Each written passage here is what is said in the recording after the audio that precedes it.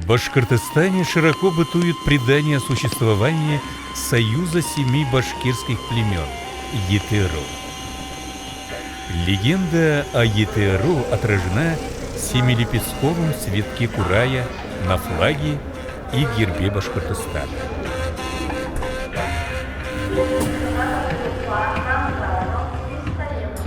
Мы предлагаем создать этнотуристический комплекс «7 племен».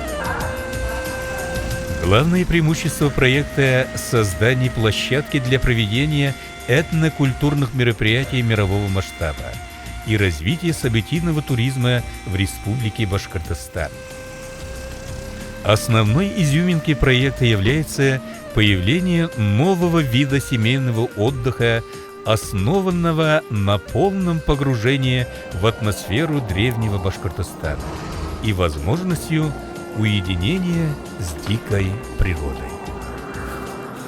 Среди современных народов, живущих на Южном Урале, первыми обитателями края оказались башкиры. Раньше башкиры обитали в степях и вели кочевой образ жизни. Впоследствии они оставили степи и переселились в горные и лесистые местности Южного Урала. Они перешли к полукочевому образу жизни.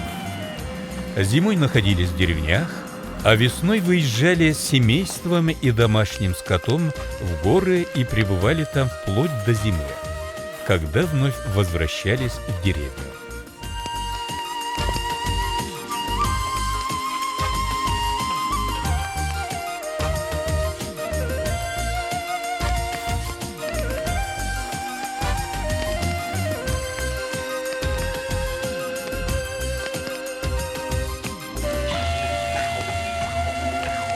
За многие столетия фиксированной истории башкирский народ создал уникальную, неповторимую и богатую культуру, включающую в себя все виды человеческого творчества: изобразительное искусство, зодчество, язык, музыку, танец, фольклор, украшения, самобытную одежду.